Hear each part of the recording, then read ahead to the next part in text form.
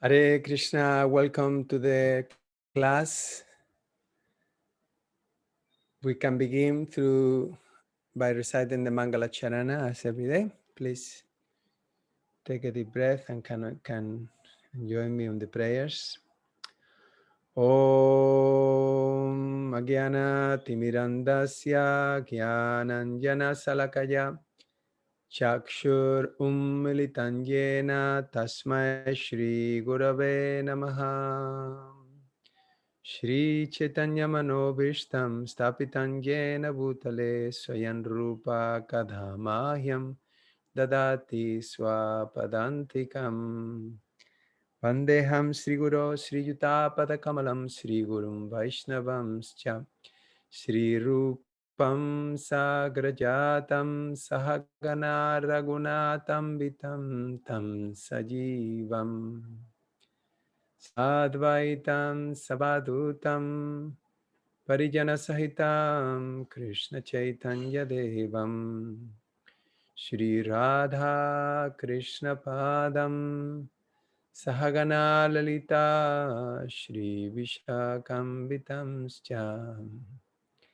He Krishna Karuna Sindhu Dinabando Jagatpate Gopesha Gopika Kanta Radha Kanta Namastute Tapta Kanchana Gourangi Radhe Vrindavaneshware Vrishabhanusute Devi Pranamami Hari Priye Pancha Kalpa Tarubhyascha Kripa Sindhu Vyaevacha Patitanam Pavanevyo Vaishnavevyo Namo Namaha Jaya Sri Krishna Chaitanya Prabhu Nityananda Shri Advaita Gadadhar Shivasadi Gaura Bhakta Vrindam Hare Krishna Krishna Krishna Hare Hare Hare Rama Rama Rama Hare Hare Sarva Shastrabdi Piyusha Sarva Vedaika Satphala Sarva Siddhanta Ratnadhya Sarva Lokaika Drikprada Sarva Bhagavata Prana Srimad Bhagavata Prabhu Kali Dvanto Dita Ditya Shri Krishna Parivartita Paramananda Pataya Prema Varkshaksharayate Sarvada Sarvasevyaya Shri Krishnaya Namastume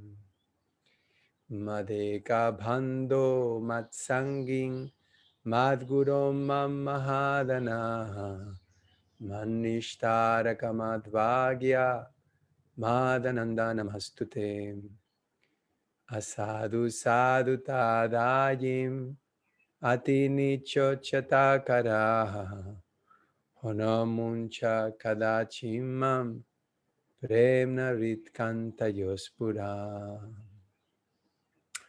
O Srimad Bhagavatam, O my only friend, O my companion, O my teacher, O my great wealth, O my deliverer, O my good fortune, O my bliss, I offer my respectful obeisances unto you. Hare Krishna. Okay, so we can begin with a little recap about what happened yesterday. Please write on the chat box some points that stuck in your mind from yesterday.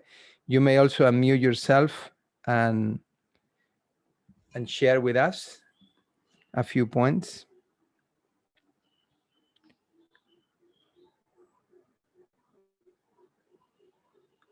Okay, Mahavira Prabhu, ability to perceive Lord mercy is directly proportional to our humility. Greatness of a person is ability to tolerate provoking situations. Nice. Mahamuni and Madhumati. We discussed how loss cannot take shelter in the Supreme Lord's mind. Brigupad. Greatness is person exhibited only in provoking situations. Well, not only in provoking situations, it's always exhibited in many ways. Anyone else? Only 2 reflections? Come on. Let's hear more. Okay, 27 various incarnations of Lord Krishna, anger management. Anything else?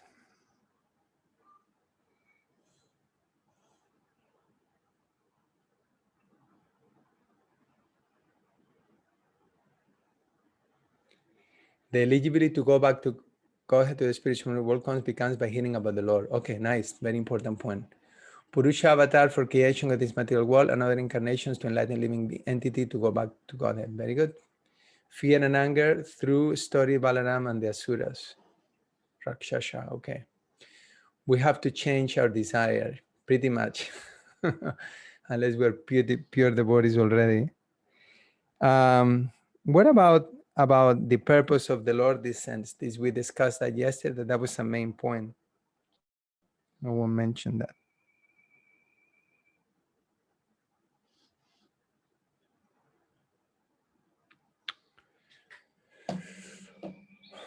What was the purpose? Krishna comes to the earth to attract the conditioned souls. Very one. Very well. Lord wants more than us that we should go back to Godhead. He creates simple situation to facilitate that for us. Nice. The Master Prabhu Lila Avatar comes to attract us into relationship with him. Okay, very nice. So we continue with our reading.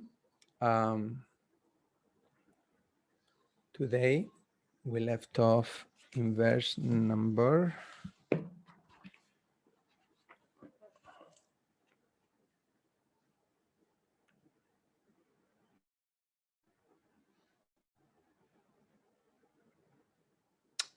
Okay, someone can remind me which verse we left off? Meanwhile, we're getting more reflections. Very nice. We're not going back to Godhead because we don't have a desire to go back. Sachidanai does desire to be servant of the servants of Krishna, and non-envy is prime qualification to go back to Godhead. True. We ended on verse 18. 2:7:18. Okay. Good. So let's share the screen.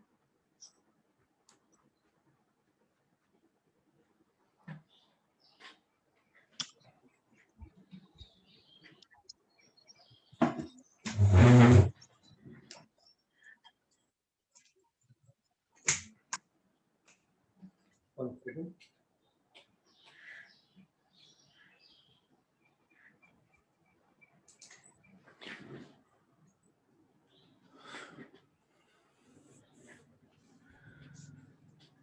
Okay, there you have it.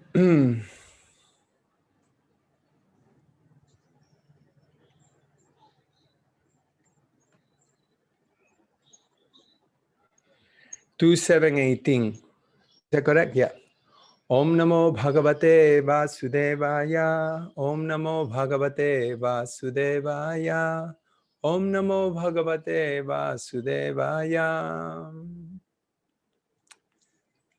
Narto valer ayam urukrama padasocham apashikaditavato vibudadipatyam yo vai patishrutam ritena chikirshadanyat atma namanga manasa haraye vimene. Bali Maharaj, who put on his head the water washed from the lotus feet of the Lord, did not think of anything else, of anything besides his promise. In spite of being forbidden by his spiritual master, the king dedicated his own personal body to fulfill the measurement of the Lord's third step. For such a personality, even the kingdom of heaven, which he conquered by his strength, was of no value. So, interesting point. I believe we begin the discussion on Bali Maharaj yesterday.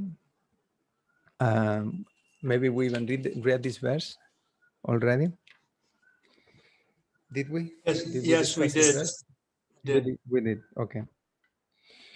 Okay. So just give me 1 second. And I'm finding the verse here.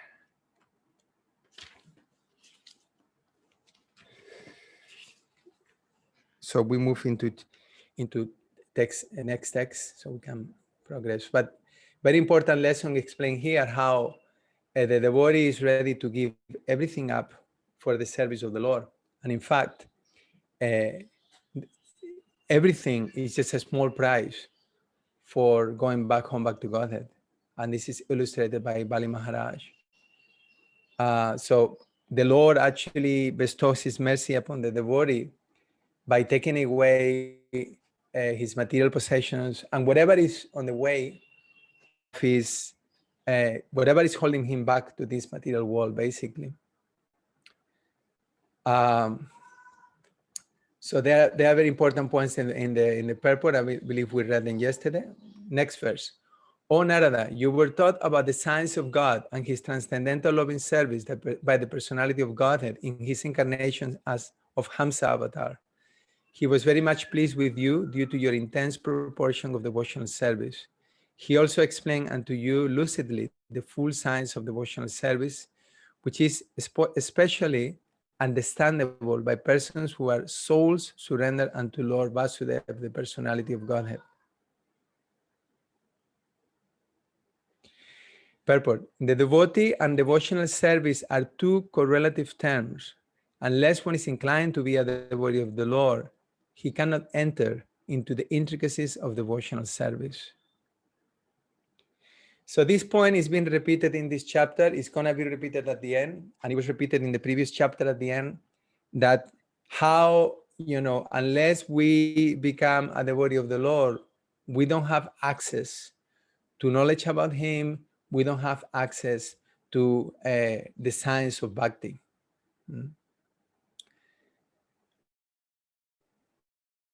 It's not something that can be understood by any type of mental gymnastics or by any kind of material empirical endeavor.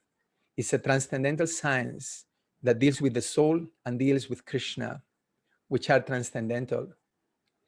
And we can only access that through the process of bhakti, through the process of surrender and devotion. Otherwise, it's just inaccessible.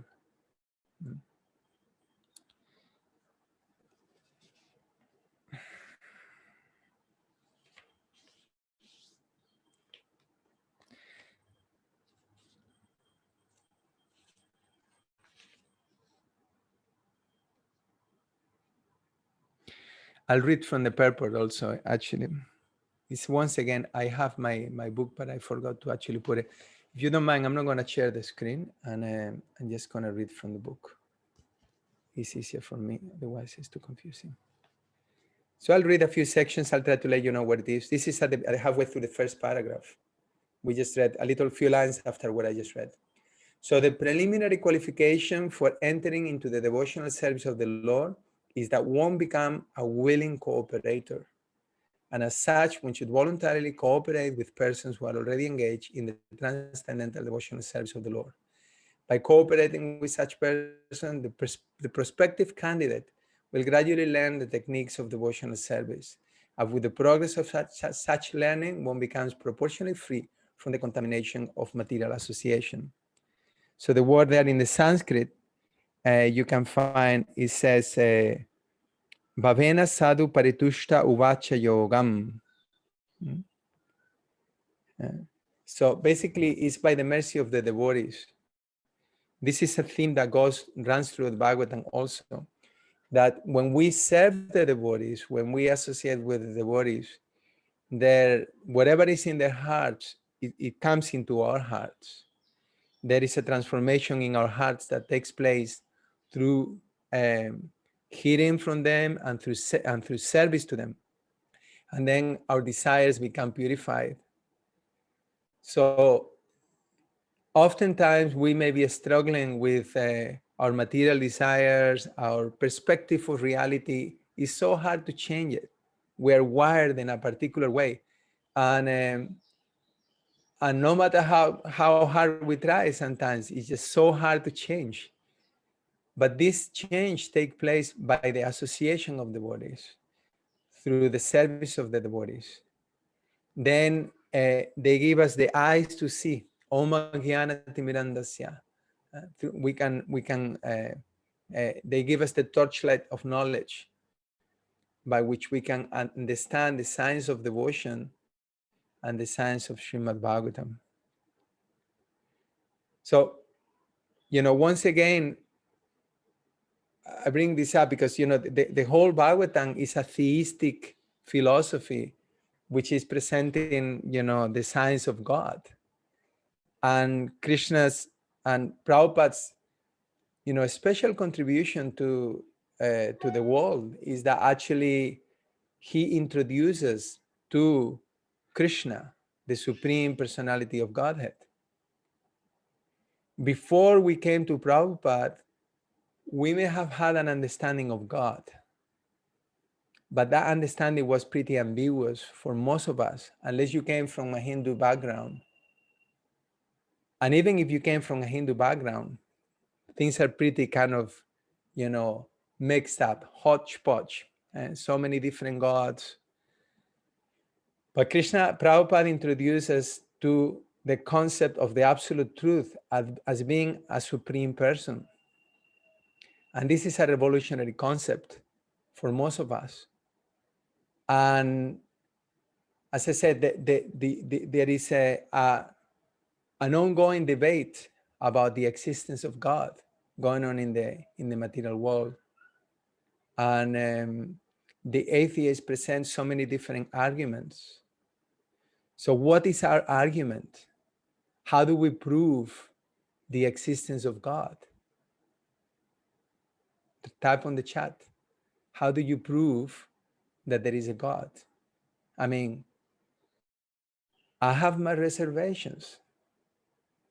It's hard to believe that there is a supreme being who is, controlling everything, and that is allowing all these calamities to take place in the world. So, you Hare Krishna people, you believe in God? So, I'm willing to be convinced by you.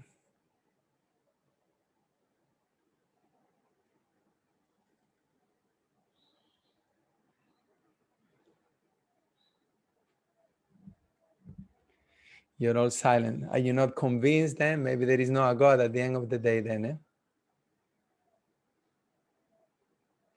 Mahavira Rupa Prabhu. Who is digesting food and converting it into blood? It's just a chemical process, that's just what happens. Yamastami, Prabhu?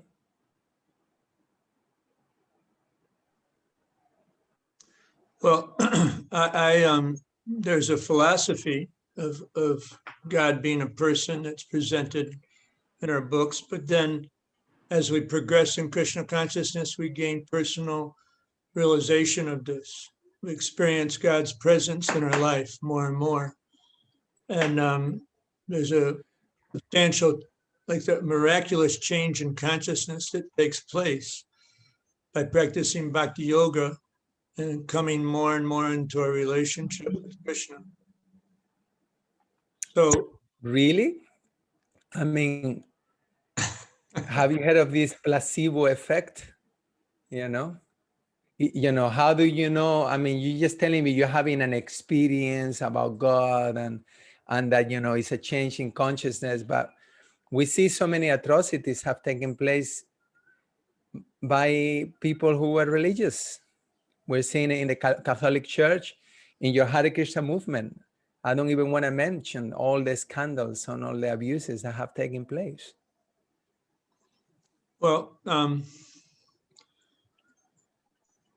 I would say that with any religious tradition, there are deviations, but one who strictly follows the process that's been given can enter into a very deep relationship with Krishna and understand his personage. that he's a person, and then he reciprocates accordingly. Where is he? Come on, show it to me. Where is he? What proof you have that there is a person? What is it? Well, now you're taking this maybe from the standpoint of a scientist, and I'm not a scientist. I'm a person who's had personal experience of the presence of Krishna in my life. And the very first day that I came into the temple, there was a conversation that I had with the deity. This may sound crazy, but it was so profound. It just changed my life. So I joined on the very first day. And then I had all that, I was praying to God for over a year before I joined to direct me to my guru. And then 3 weeks before I joined, I started, anyway, it's quite a long story, but there was one miracle after another that brought me 350 miles by bus to meet a devotee in New York City bus station who directed me to the temple. And that was it. That was, Anyway, that's okay. It sounds good. It's all your subjective experience. I'm sorry, I'm not convinced. Let's try some. Maybe you try it, you'll find out. Try it. You'll like it. Okay. Okay. I'm going to move to Murari Prabhu. Thank you, Yes, Namaste. Yes, what I usually say to such people is that actually, if they want to know God and if they don't believe, so God is my neighbor. So if they like, they can go with me and I show him because he is my neighbor. I know him personally. So if they like, they can come with me and I, how to say, when you come to some new person, you introduce. Yes, introduce. Yes, I can introduce them. Thank you, Prabhu. So where do you live? Where did you live, and where does God live? Sounds too out there, whatever you gotta call it. I don't believe you. I'm sorry. So Yeah, where do you live? Where do you live? I live in Abranovce, in our village, in Slovakia. Where is that? What is that? Slovakia. So God is a Slovakian, huh? Interesting. No, he's not a Slovakian, but he's living there. He's my neighbor. If you won't believe, I have the process for you by which you can believe, but you doesn't want to. Show me a picture of him. Show me a picture of him, and I'll come and see him. Can you show me a picture? Yes, of course. I have here in book. Can you call him? If he's your neighbor, can you call him? I want to speak to him. Yes, I can give you your number. You can call him alone. Okay, let's do that. That will be convincing for me. If I can speak to him and I can see him, maybe I'm convinced. Yeah. Okay, we're hearing more arguments. Let's see. Thank you, Murari Prabhu. Rajshekar Prabhu.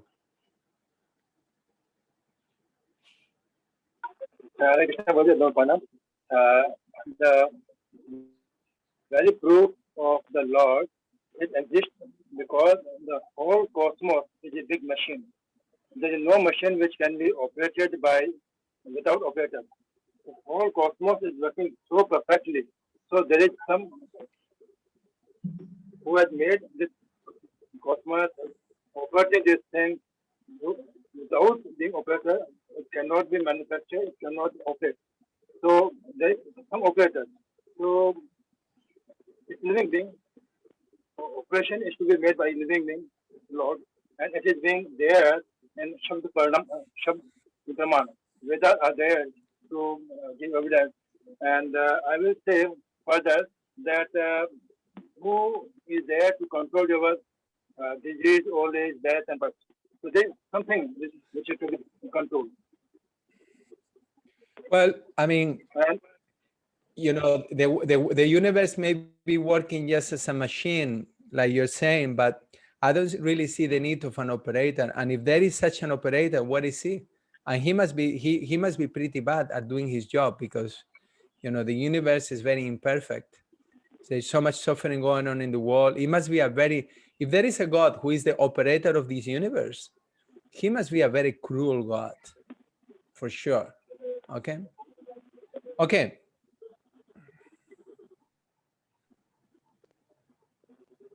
Anyway, let's see. You want to respond to that, Rajshekar? Respond. Yeah. Okay. It's basically our deeds. It's not he is the father of all. The father cannot be cruel to his son. So we all living beings are his son. The father cannot be cruel. He gives a chance. Sometimes a father selects to child to bring him on right track. So But the father is there. he But loves them. listen, the father is there. You can see the father, you can see the child, you can see the chastisement. What is it? He has not shown himself Yes. up yet. If he will appear, they will be all sorted. Yes. You know, He you are is asking there me to believe in something or someone that doesn't exist. who have got a spiritual cataract. Huh? Say, you have got a spiritual cataract. Spiritual cataract. There is disease, you got old age, disease called cataract. That by having a disease of eyes, you cannot see the thing. If you got operation, then you will be able to see it. So you got blindness. He's there everywhere. You come to us, we'll process to you, and then you will see God, nothing else. Maybe. Okay, that sounds a little more convincing, I must say. Okay, so let's read some of the chat box. It says,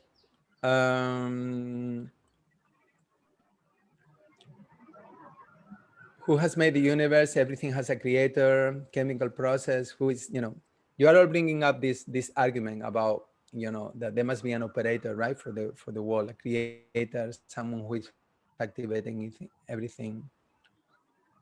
The fact that we don't know or understand doesn't disprove the existence of the Supreme Creator. I agree 100%. There is every cause behind anything, an effect. Supreme Lord is the cause of all causes.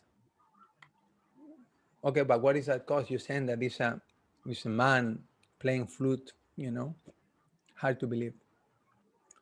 Our earth is the ultimate proof. I don't catch that one. The material world and everything within is a perfect machine and should have a creator. Nothing can be created without a creator. Well, as I said, the material universe is just working, and we can see that there are so many things that are taking place without the intervention of a creator, just as we are talking. So many reactions, so many things are going on in the world without the intervention of a creator. So I don't see that. Mahavira Rupa, Krishna himself only by devotional service. Okay. So now you're quoting your Hindu scriptures that, tell us all these, stories about that you have to love God and all that. You cannot see yourself in the darkness that you can, okay, I'm in darkness. You are in darkness. Your challenging approach is disqualifying you from the perception of God. Without qualification, how can you see? So what is the qualification? I'm not having a challenging attitude. I'm just, I want proof. I don't want to be cheated. It's hard to believe there is no greater power controlling everything going around. Can you prove that he doesn't exist? I like that one. You cannot prove that he doesn't exist either.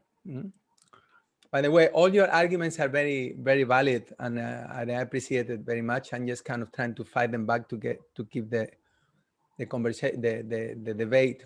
Now, Vinay, before realization of anything, first need to be knowledge, then process for realization, then act on the same, then we can realize.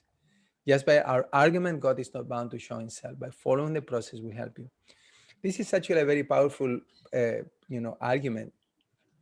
And it's that, we have a process.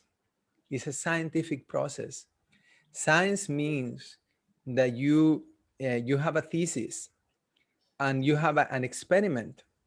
And if you do the experiment, the thesis or the experiment give a result by which the thesis is proved.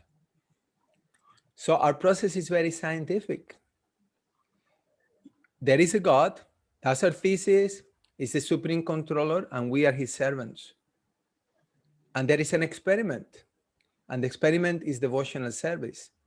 If I do apply the process myself with sincerity, according to the teachings of the masters of the spiritually realized souls, then I will get a realization of God.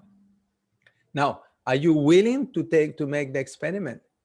Because if you're not willing to make the experiment, you will never understand God. In fact, your unwillingness and your blindness to see God is strengthening my faith in God, because he himself establishes that those who have a challenging attitude towards him, they will remain blinded.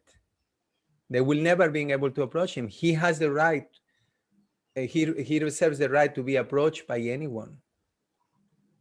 So there is a process, and you have to follow the process. If you don't follow the process, that's okay. So that's one point. Gopala Ganashaya.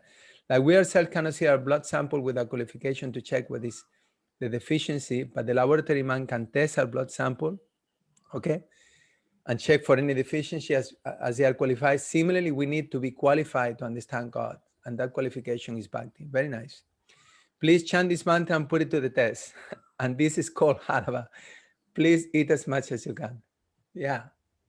It's an experience, right? We get an experience. So how am I convinced about Krishna? Like Yamaswami Prabhu was saying, we all got an experience of God. And like us, there are millions of people all around the world who are having the same experience.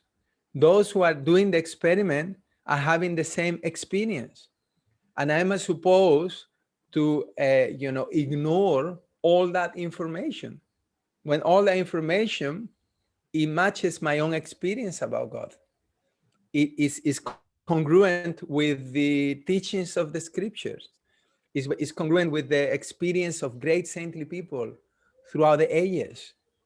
It's congruent with and the experience of these saintly people in different cultures all around the world is being expressed through art, architecture, music. Everywhere you go, people are having an experience of God. And you're telling me that God doesn't exist. On what basis can you prove to me that there is no God when there is so much evidence? Huh? It's just a few foolish people who are envious of God who are bringing these ideas. Huh? And if we take also about the standard of character of those people who follow God, that also is proof. Huh? That by following this process, one becomes purified of bad habits. Huh? Okay, what about people in other religious beliefs saying that they too experience God in their way? Well, the point is that they will experience God to the degree that they are actually sincerely praying to him, to the degree that they are actually trying to, understand him. I was doing book distribution for many years, and I have met people from other faiths. And it would be foolish for me to say that these people don't have an experience of God. They also have an experience of God, but maybe limited. Generally, what I find with followers of other faiths is that their understanding of God is very ambiguous. Krishna consciousness puts everything really clear and concise. But, I remember, just came to my mind. I approached this lady. She was a Mormon, and she was telling me that she will do Nirjal fast once a week. It was like it was maybe like 38-year-old lady, with kids. She was doing like full fast once a week. And the money that she will save from that fast, she will donate it to the church. So she was getting some experience, right? You won't be able to do that unless you're getting some taste for that. But then the problem is also that some people, they are thinking they're having an experience of God, and it's wrong. And that's the problem. That's why, we need to, even in our own lives, we need to verify that my experience of God is aligned with the teachings of the scriptures, is aligned with the teachings of Guru Sadhu Sastra. Because otherwise I may also be going in, some kind of imagination, Yamastami Prabhu? I have a friend in America who's an Episcopalian priest, and he chants 16 rounds a day. And since he started chanting 16 rounds, his congregation has just, increased dramatically. And he also is partnering with Satsrup Maharaj. He writes kind of forwards for sections of Satsrup Maharaj's most recent books. And so he's a full-on devotee, but yet he's an Episcopalian priest, and he maintains that.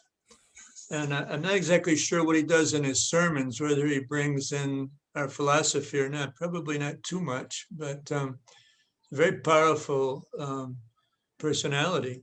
And Very interesting. Very interesting. Yeah. So what is the most precise, most convincing way to prove the existence of God without any doubt? Well, the arguments that we're giving is I mean, I guess it's a subjective thing. There was one time that Prabhupada was on a morning walk with different devotees, and there were many leading devotees there, and there was one devotee who was just a new person. And Prabhupada was asking, so how do you know that Krishna is God? And all the big sannyasis, the leaders were saying, well, because, Krishna says in Bhagavad Gita. And Prabhupada was like not taking those answers as valid, And then this new devotee, he said, Prabhupada, he just took a chance, because he wasn't even supposed to speak in the presence of all the other senior devotees. And he said, Prabhupada, because I feel Krishna. And Prabhupada went, yes, So that was on one occasion. On another occasion, Prabhupada was asking the same question. I said, well, but Krishna says it's in Bhagavad Gita, He said, I feel Krishna. Yeah, I feel him. I feel him. To me, Mahavira Prabhu, no amount of philosophy will have convinced me if I wouldn't have had the experience. Right? I can read Bhagavad Gita and I can see devotees and blah, blah, blah, blah. And all that is definitely important. But if I wouldn't have had the personal reciprocation of the Lord in my life in a very kind of distinct way, I will not be here today. That experience is the most powerful, like Yamastami Prabhu was saying about that the dialogue with the deities, on the first time. That was a spiritual experience. And most of us, we have had some spiritual experience, at one point. But now my experience is not going to be evidence for you to believe in God. You have to have your own experience, right? So, the arguments that we're presenting is that, well, there is a science of God, and that science is called bhakti. And if you follow these principles of bhakti over a period of time, you are going to get direct perception, realization of the Supreme Lord. Because the Lord is spiritual, is not to be understood by any empirical means. And he himself explains that he can be understood through the process of devotion and surrender. Are you willing to do the experiment? And then you do the experiment, and then you get the experience. And like as devotees, after we have had that experience, even though there may be tests and there may be so many difficult things coming our way, but we remain fixed on our determination to go back home, back to Godhead, because we believe. No, it's not even we believe. We have seen. Maybe we have not. We may not have seen Krishna directly, but we have seen him. Like one time, Kadamba Kanana Swami was asked by a reporter, he said, "Have you seen God?" And he said, "Well, I cannot say I have seen God, but I can say I have seen God's hand multiple times, And for us devotees, we see Krishna's intervention in our lives on a daily basis, practically speaking. I remember when I was a devotee, when I was a young fellow, I was doing book distribution again, and people, will ask me, so, I say, I am a monk, and well, what do you do? And I say, well, I will tell you what I don't do. I don't take drugs. I will tell them about the Forex, and they were like, wow, how can you do that? And then, and those days there was no internet. So I said, and I don't watch TV. And it's like, what? You don't even watch TV? It was like, how come? I said, but how do you know there is a God? And I said, I said, you have any experience, any proof? He said, every day. If you go out, particularly in preaching activities, then you see Krishna's acting, right? Okay, so I'm bringing this up because, this is the theme that is coming now about, first of all, we're hearing about the different scheduled incarnations of Krishna, and the process by which we can understand Krishna is going to be explained by Lord Brahma, okay? And it's being explained in the previous chapter as well by Lord Brahma to Narada. So we need to become aware of what is our process, and our process is to hear about Krishna. We're talking about bhakti, and bhakti we basically get that scientific understanding of the Supreme Lord by hearing about him, by hearing about his pastimes. Okay, we're going to move to text 21. It says, the Lord in his incarnation of Dambantari very quickly cures the diseases of the ever-diseased living entities simply by his fame personified. And only because of him do the demigods achieve long lives. Thus the personality of Godhead becomes ever glorified. He also exacted a share from the sacrifices. And it is he only who inaugurated the medical science or the knowledge of medicine in the universe. Purport. Halfway through it, 5 lines down, 6 lines down, the Vedas are the source of all knowledge, and thus knowledge in medical science is also there for the perfect cure of the diseases of the living entity. Okay. The embodied living entity is diseased by the very construction of his body. The body is the symbol of all of diseases. The disease may differ from one variety to another, but disease must be there, just as there is birth and death for everyone.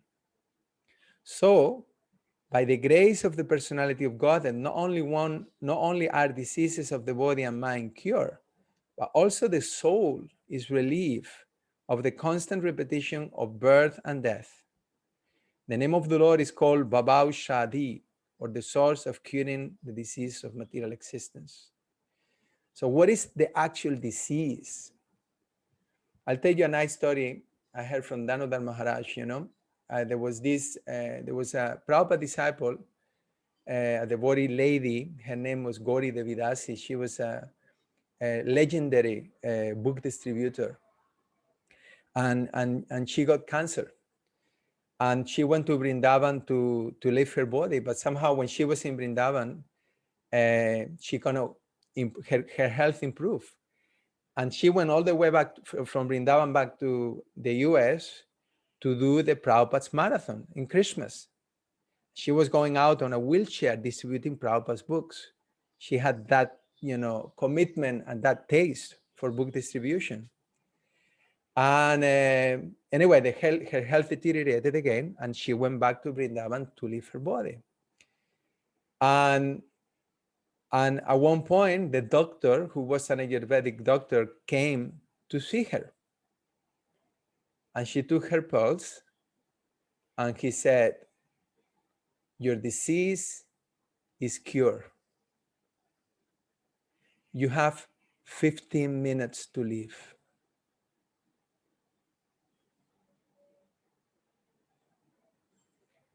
And in 15 minutes, she left. Your disease is cured. What is the disease? Obviously, he was a devotee doctor. Actually, he was the Yamastami Prabhu. He was the Ayurvedic doctor. He used to come to the MI to teach Ayurveda many years back, like 20 years back. I think you're muted. It's okay, because I can't remember his name now. Okay. It was his father. It was his father, I think. He came in a whole lineage of Ayurvedic doctors. Yeah. His grandfather didn't display any symptoms or any illnesses. And just 24 hours before he left his body, he called the family together and said, "I'm going to leave my body at such and such a time." And then he did. So, But what is the actual disease? The disease is the false ego. She got purified. She perfected her life through that service to Prabhupada, through book distribution. We have so many examples of devotees like this. So we should understand what is the actual disease. She attained perfection. Your disease is cured. You have 50 minutes. Finish. Will it not be wonderful to hear that message one day? No more birth, death, old age, and disease. Business done. May I ask one question, Prabhuji? Yes, Prabhu. Then in the last 15 minutes, then she must have chanted Hare Krishna Maha Mantra mentally, or maybe through her voice. I wasn't there. Obviously, I only heard the story, but she was surrounded by the devotees, and she had a very glorious departure.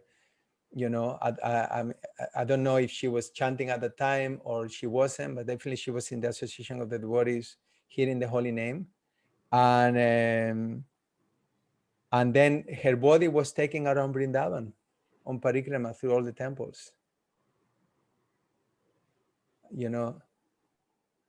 We are talking about success. Nowadays, in the modern world particularly, we find that there is a lot of talk about being successful, right? Many coaches out there, and motivational speakers,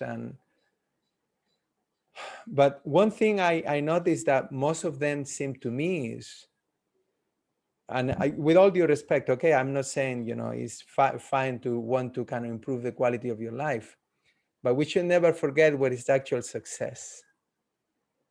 What is actual success is passing the ultimate test, the test of death. That will be our success, is that we don't have to take birth again, that we go back home, back to Godhead.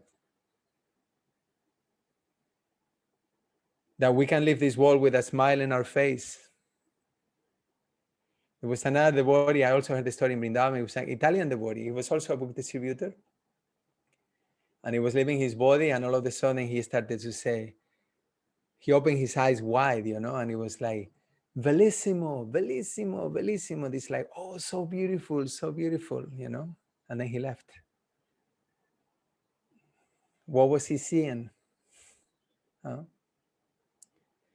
so many examples of devotees who, like, His Holiness Bhaktitirtha Maharaj, also his body was emaciated, and Radhanath Maharaj asked him, right, how are you, Maharaj? And Bhaktitirtha Swami's response was, it cannot get any better than this.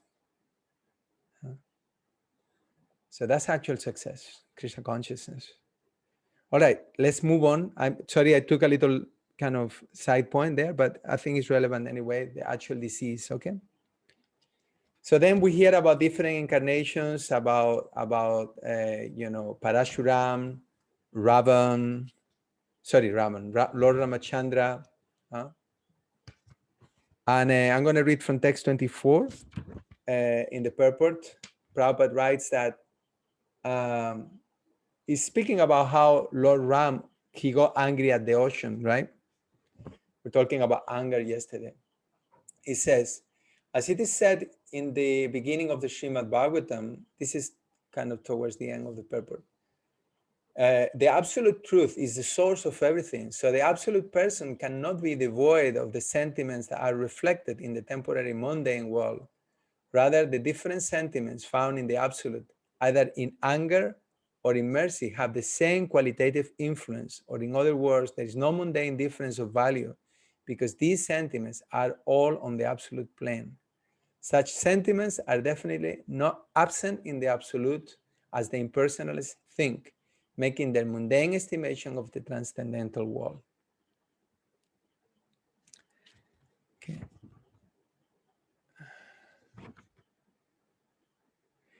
So then from text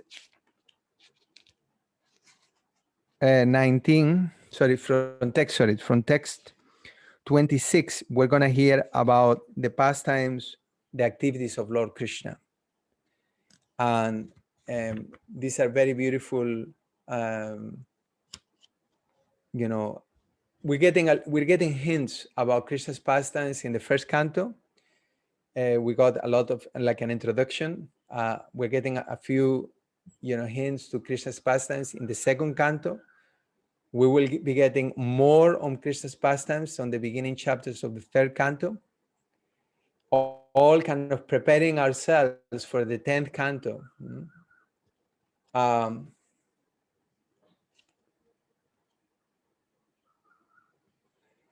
Now, the topic about the descent of the Lord is discussed on text 26. I'll read 26, the translation. When the world is overburdened by the fighting strength of kings who have no faith in God, the Lord, just to diminish the distress of the world, descends with his plenary portion. The Lord comes in his original form with beautiful black hair, and just to expand his transcendental glories, he acts extraordinarily. No one can properly estimate how great he is. So you remember we were discussing yesterday about the purpose of the descent of the Lord. So you go to the last paragraph, it says, now the question is why the Lord, who is omnipotent, comes here to diminish the burden created upon the world by the unscrupulous kingly order. Certainly the Lord does not need to come here personally for such purposes, but he actually descends to exhibit his transcendental activities in order to encourage his pure devotees who want to enjoy life by chanting the glories of the Lord. Okay, confirm, we were talking about that yesterday. It's a very important point. In Bhagavad Gita, it is stated that the Mahatmas, grace devotees of the Lord, take pleasure in chanting of the activities of the Lord. All Vedic literatures are meant for turning one's attention towards the Lord and his transcendental activities. Thus, the activities of the Lord in his dealings with worldly people create a subject matter for discussion for his pure devotees.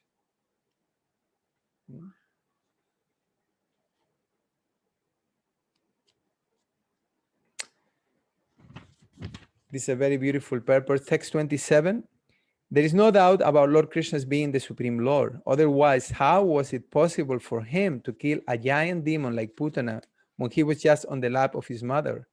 To overturn a cart with his leg when he was only 3 months old? To uproot a pair of Arjuna trees so high that they touched the sky when he was only crawling? All these activities are impossible for anyone other than the Lord himself. So a few lines down the purport, it says, when Krishna was on the lap of his mother, the demon Putana appeared before his mother and prayed to nurture the child in her lap. Mother Yashoda agreed, and the child was transferred onto the lap of Putana, who was in the garb of a respectable lady. Anyway, it goes on to describe about, the pastime with Putana. So the point being reflected here is that the activities of the Lord are superhuman. And he can do as he likes. He can appear as he likes in any form, and he can do whatever he wants. And when the Lord comes as himself in his original personality, he comes as Lord Krishna, and he performed the sweetest pastimes. We have the Aishwarya aspect of the Supreme Lord, and we have the Madhurya aspect. And Krishna in his form as Krishna, or you could say Krishna, he displayed the most beautiful pastimes on the creation. So some reference to these pastimes is described there. And we're gonna move ahead through all these verses. I hope you don't mind. It's a little bit of pain in my heart that we're not reading all the verses, but then we come to text 40 to 46, which is describing in regards to the very point we have been explaining about, okay? In regards to how we can understand the Supreme Lord. Okay, text 40. Who can describe completely the prowess of Vishnu? Even the scientists who might have counted the particles of the atoms of the universe cannot do so, because it is he only who in his form of Trivikram moves his leg effortlessly beyond the topmost planet, Satyaloka, up to the neutral state of the three modes of material nature, and all were moved. Prabhupada. The highest scientific advancement of the material scientist is atomic energy. But the material scientist is not able to have an estimation of the particles of atoms contained in the whole universe. But even if one is able to count such atomic particles, or is able to roll up the sky like one's bedding, even then, one is unable to estimate the extent of the prowess and energy of the Supreme Lord. It's ludicrous to demand the Lord anything, to have a challenging attitude towards Krishna. It's ludicrous, it's crazy. Just in one single atom, there is so much energy there. So much energy just is in one atom. Who has put all the energy there? How powerful is that personality? Text 41. Neither I nor all the sages born before you know fully the omnipotent personality of Godhead. So what can others who are born after us know about him? Even the first incarnation of the Lord, namely Sesha, has not been able to reach the limit of such knowledge, although he is describing the qualities of the Lord with 1,000 faces. But anyone who is specifically favored by the Supreme Lord, the personality of Godhead, due to an unalloyed surrender unto the service of the Lord, can overcome the insurmountable ocean of illusion and can understand the Lord. But those who are attached to this body, which is meant to be eaten at the end by dogs and jackals, cannot do so. So Prabhupada in the purport, in the text, he translates nirvyalikam. It says nirvyalikam, basically without pretension. I mean, it's many words actually. It says sarvatmana, by all means, without reservation. Ashritapada, surrender soul. That, these are the qualifications that one must develop in order to be able to understand the Lord. What does it mean without pretension? Anyone would like to share? You can write on the chat box. What does it mean without pretension?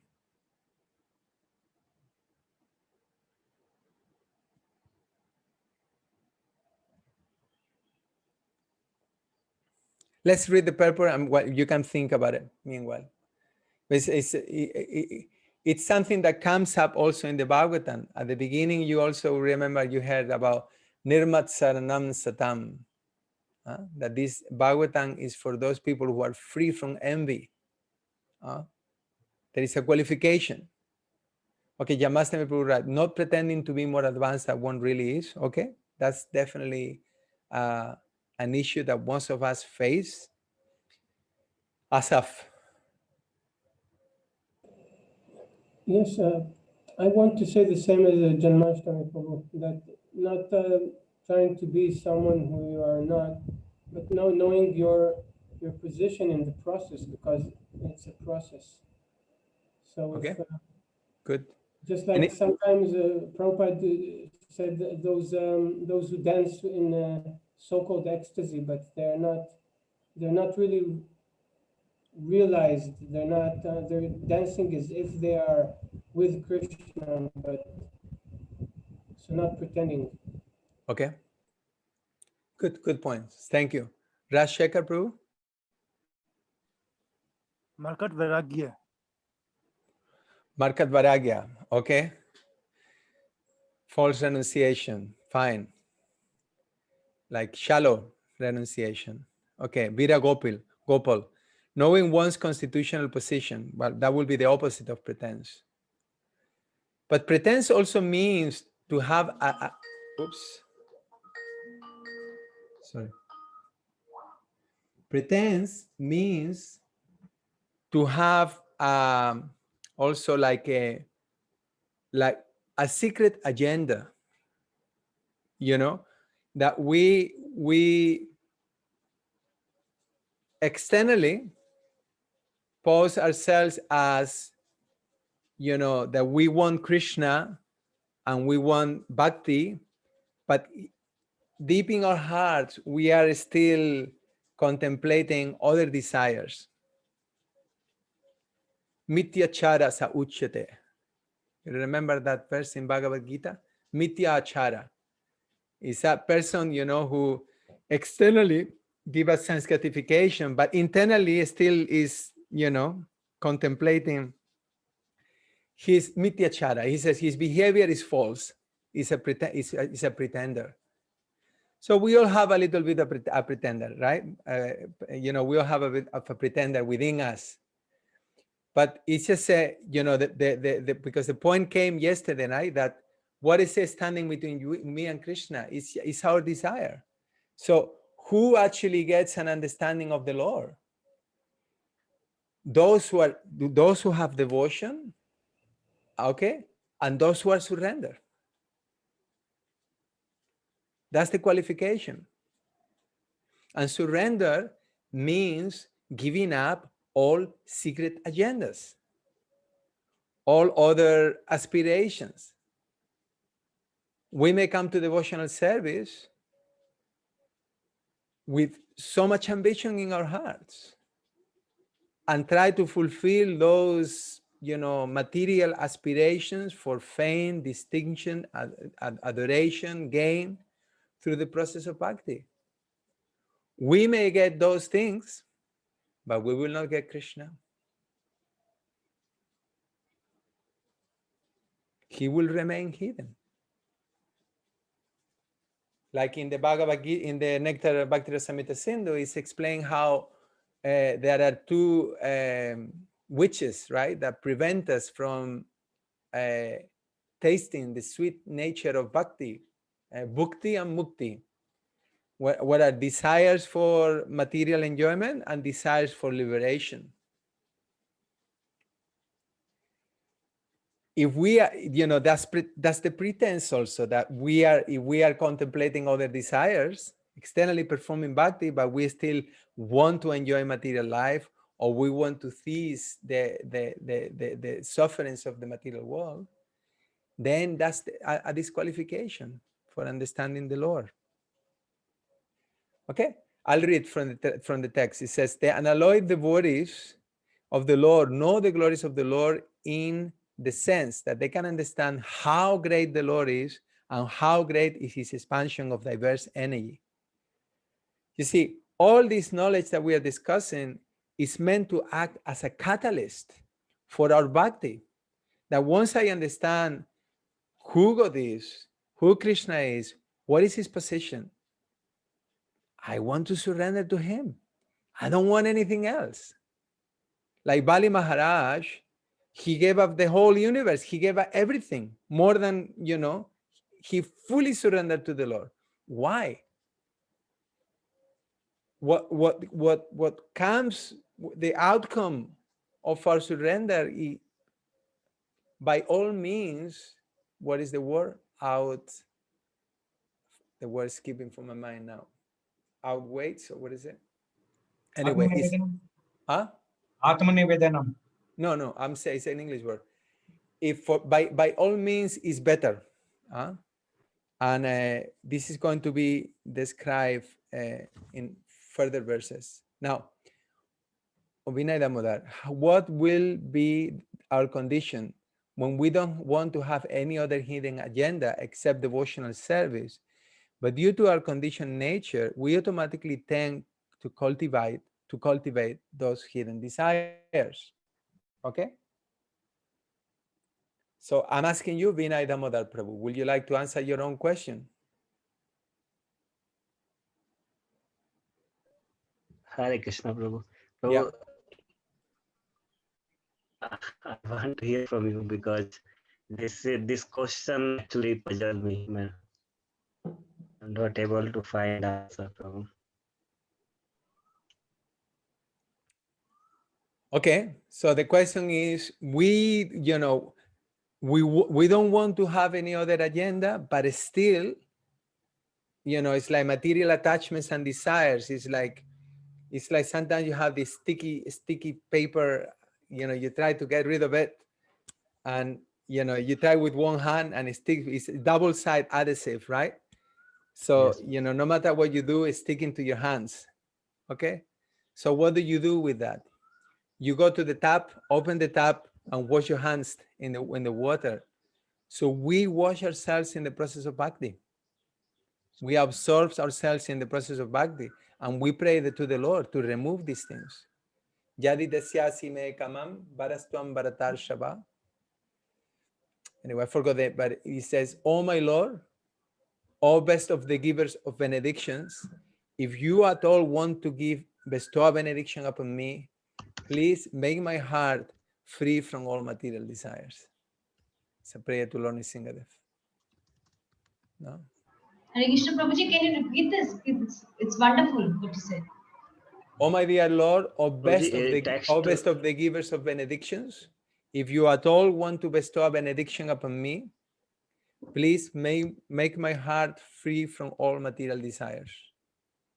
The last two lines of the verse is just eluding me right now. Is Yadi dasyasi me kamam barans tuam baratar shava. I used to recite this verse every day. It's been a while.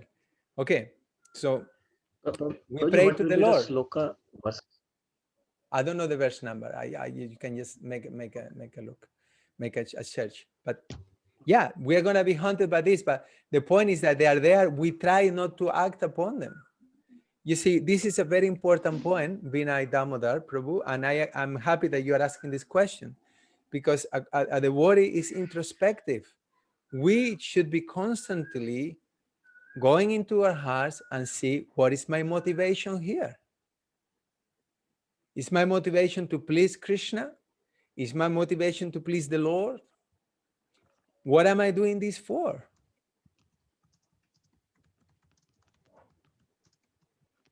And if it's done for Krishna, we will be satisfied. We will be happy. Even though it may be difficult, even though it may not pay off for us externally, materially. Sometimes, in our lives, we have to make choices.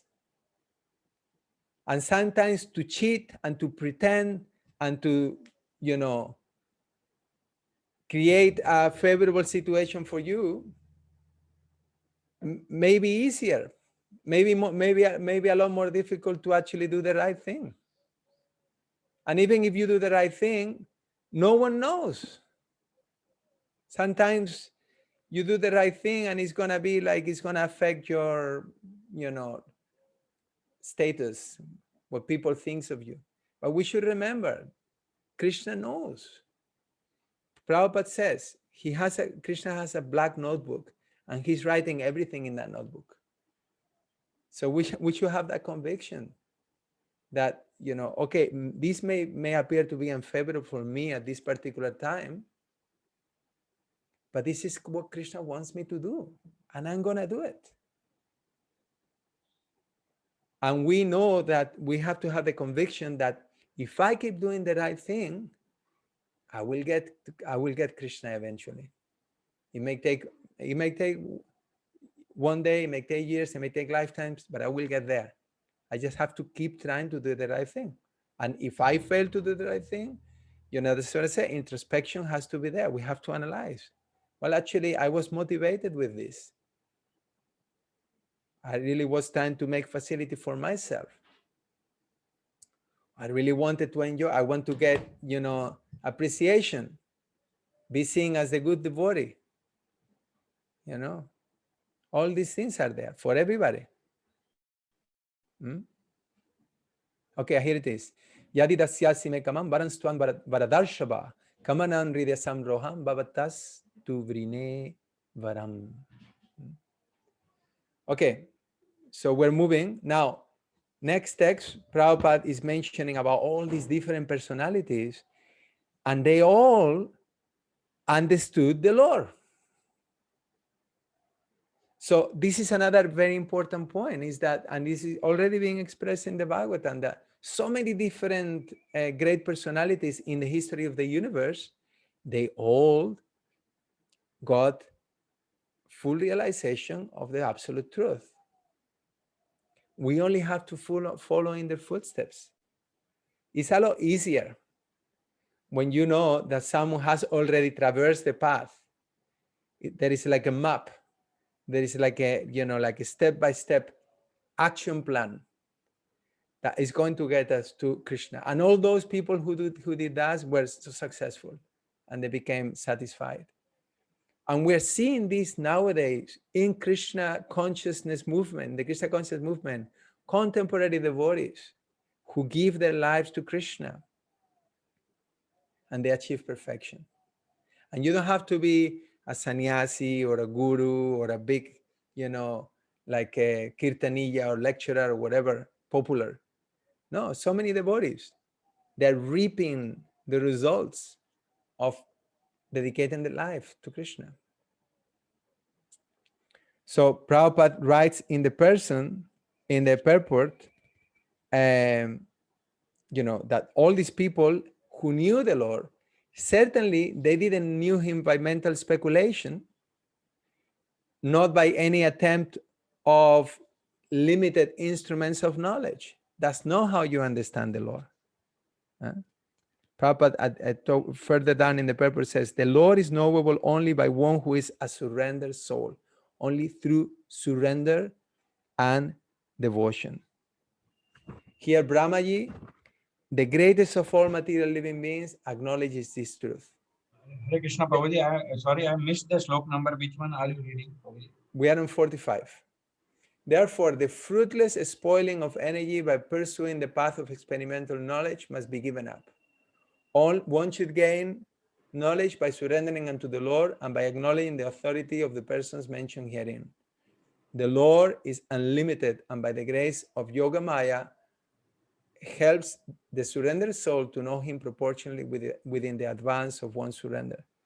So a lot of the time, Prabhus and Matajis and we devotees, we have questions and there are no answers. You find yourself like this with doubts, or, Jiva Goswami actually says that faith is very, very difficult. He says because for faith, for Shraddha, he says that everything has to be right.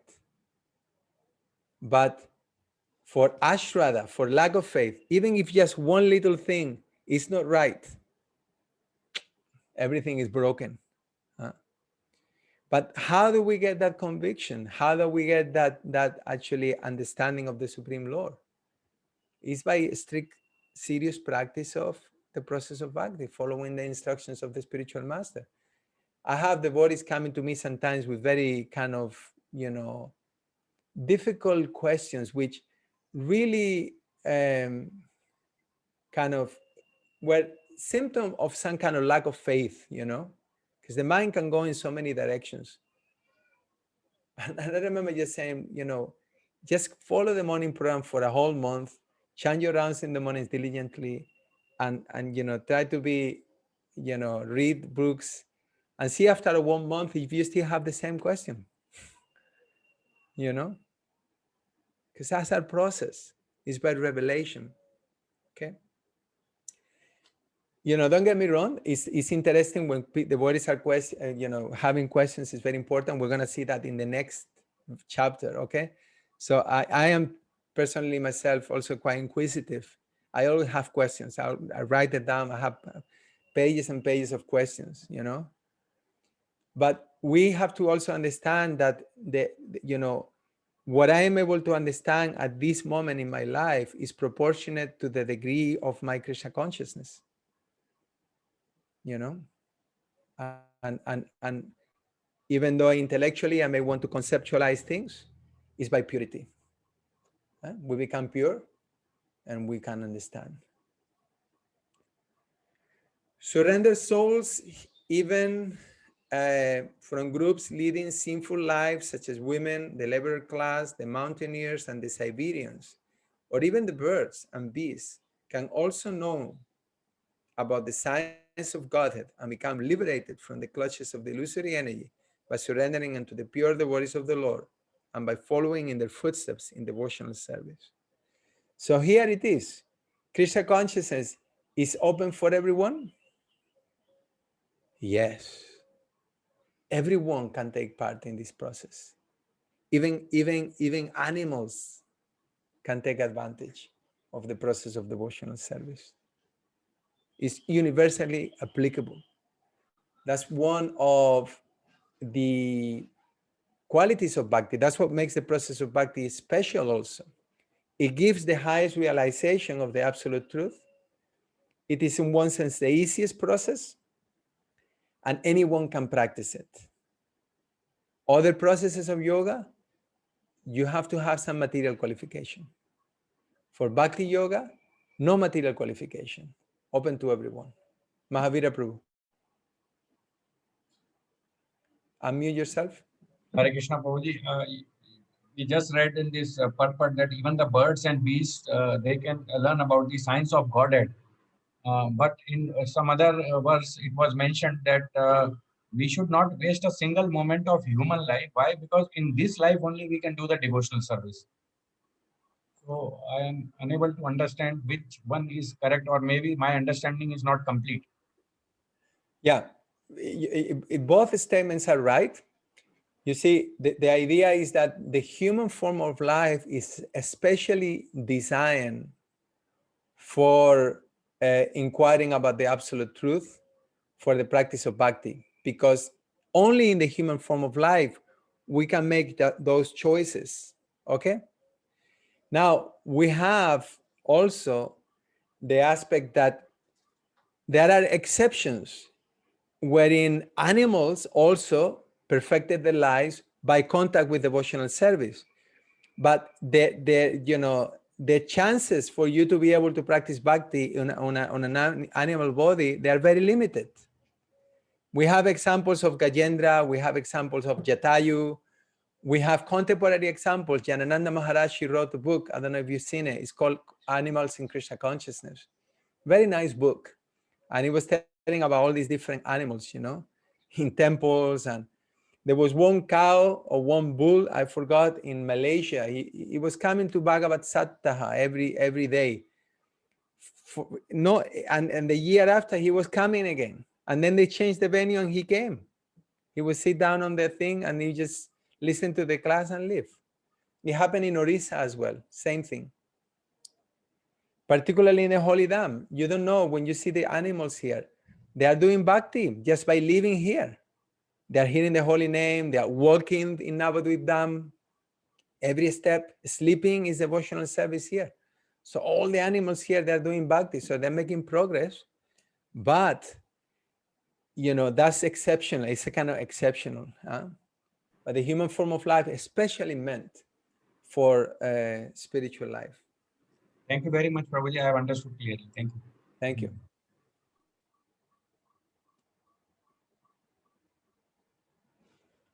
So basically the point on this verse, there is no material qualification for, Krishna consciousness. Basically the Lord, you cannot please Krishna by any material talent. It's not about how good we are at anything, how capable we are at anything. That's not what Krishna is interested in. You think Krishna is interested in our cooking when he has Radharani to cook for him?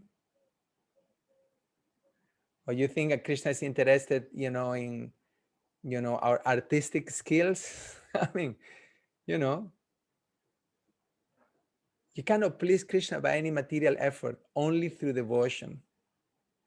And therefore, everyone is open to this to this process, because everyone can try to act for the pleasure of Krishna. Okay? We cannot please Krishna by any material effort. It's not by, doing something huge for Krishna. Lord Ramachandra was appreciating the service of, I don't know if it was a squirrel or a spider or what it was. He was doing his little bit.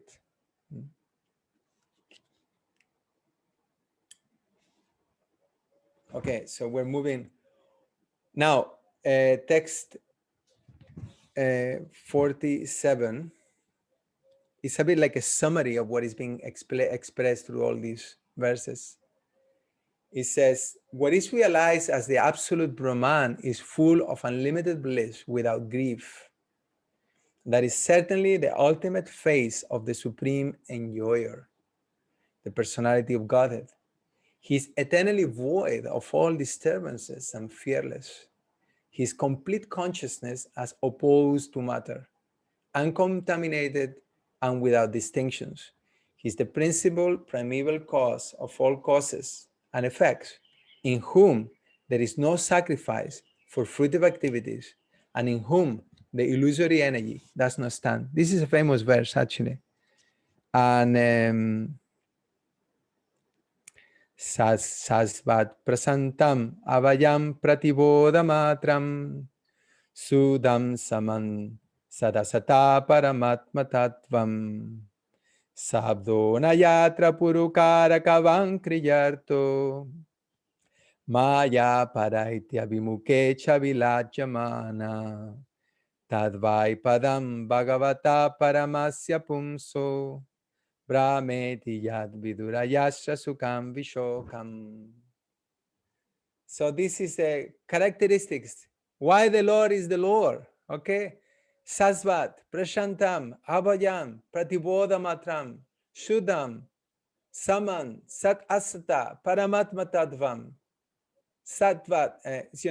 These are all why the Lord is the Lord. We're talking about, okay, I don't believe in God. Okay, first of all, let's establish who is God. What is the definition of God? Okay, well, we say Krishna is God. So why is God?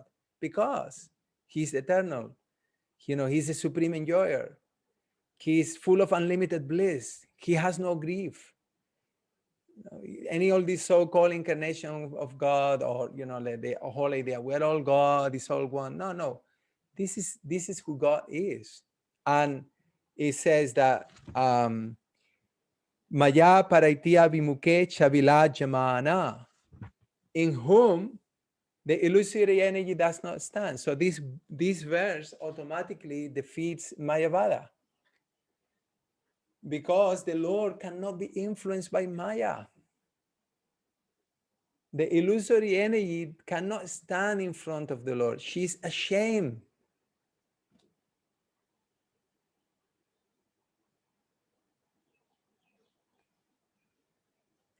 So Prabhupada, and in these verses, very nice purport explaining all these different, definitions of God. I'm just going to go to the 4th paragraph, okay? And it says, as such, there is an unlimited flow of everlasting happiness without, this, we have discussed this already before in the previous chapter, right? So there is an unlimited flow of everlasting happiness without the fear of its being broken, as we have experienced here in the material world. The relationship with the Lord is never broken. Thus, there is no grief and no fear. Such happiness is inexplicable by words, and there can be no attempt to generate such happiness by fruitive activities, by arrangements and sacrifices.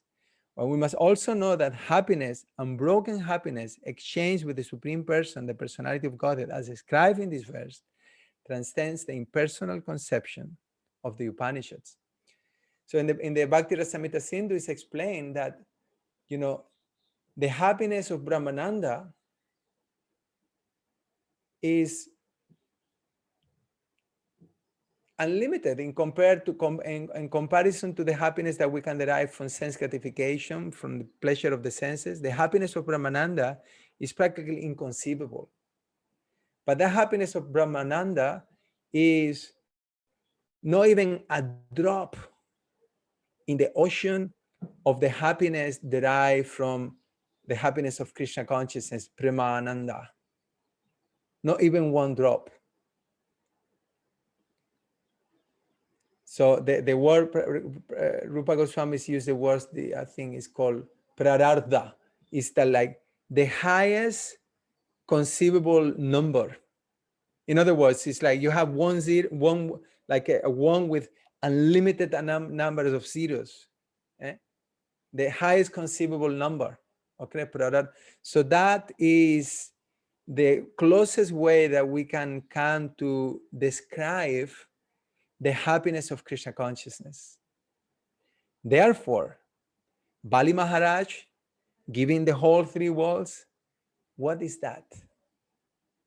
Therefore, all the troubles that we go in Krishna, in our efforts to become devotees, what is that compared to the attainment of Krishna consciousness?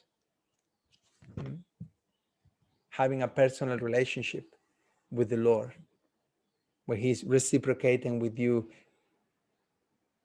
every moment, in contact with the Lord. In such a transcendental state, there is no need of artificial control of the mind, mental speculation, or meditation as performed by the jnanis and yogis. One gives up such processes as the heavenly king Indra forgoes the trouble to dig a well.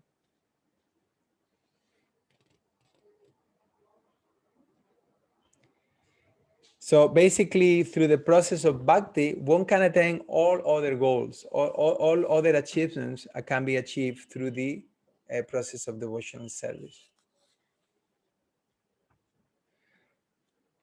Okay, so we're moving on. I'm gonna move to text 50.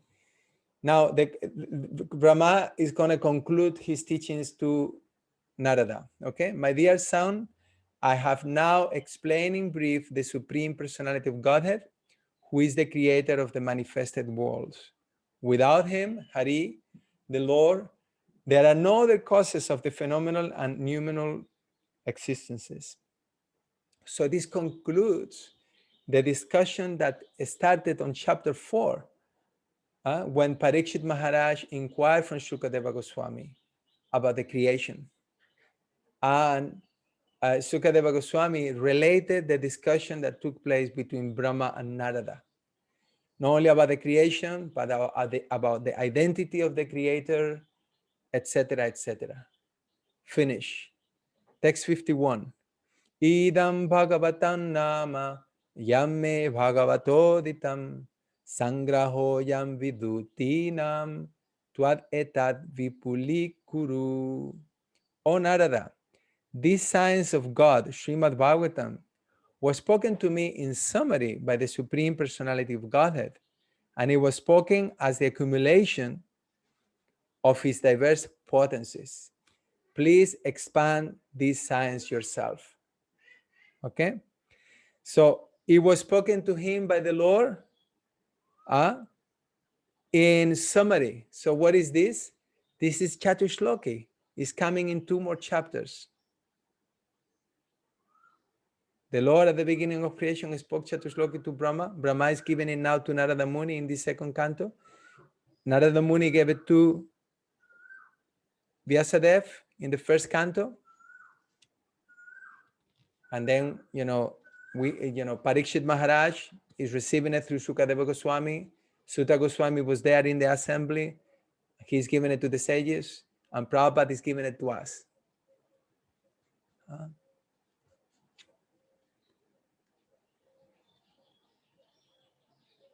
This purport is really nice.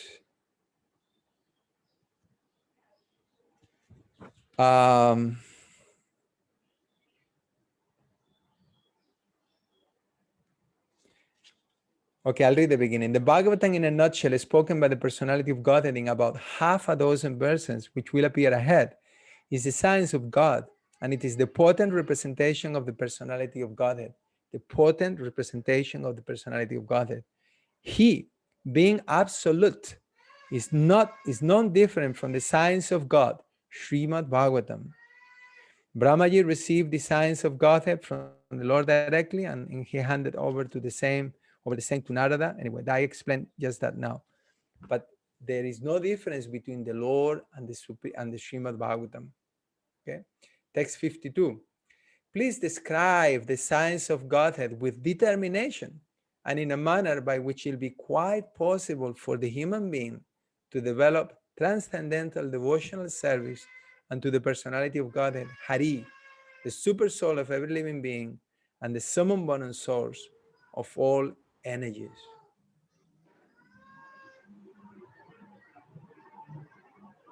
Second paragraph. These purposes are very beautiful. I really hope that you are reading and that you have read them, because this is very, very much in line with Prabhupada's mood and mission. Krishna And Prabhuji, which slok number? 52. Thank you. Okay.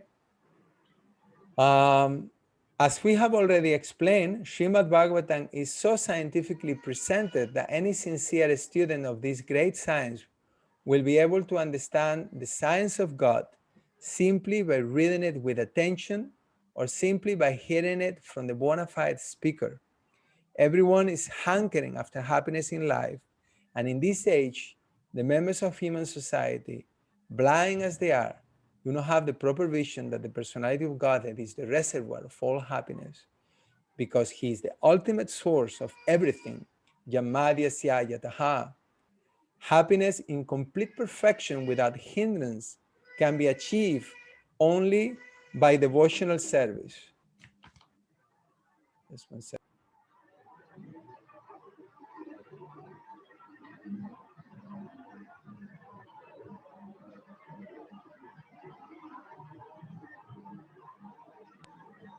Sorry about that. Okay, even those who are after enjoyment of this material world can also take shelter of the great science of Srimad Bhagavatam, and they will be successful at the end. That answers also the question before, about someone asked about what if I have material desires. Okay, read Srimad Bhagavatam. Narada is therefore requested or ordered by his spiritual master to present these science with determination and in good plan. Narada was never advised to teach the principles of Bhagavatam to earn a livelihood.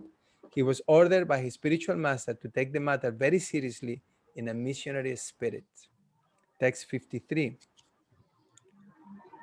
The Lord's activities in association with his different energies should be described, appreciated, and heard in accordance with the teachings of the Supreme Lord.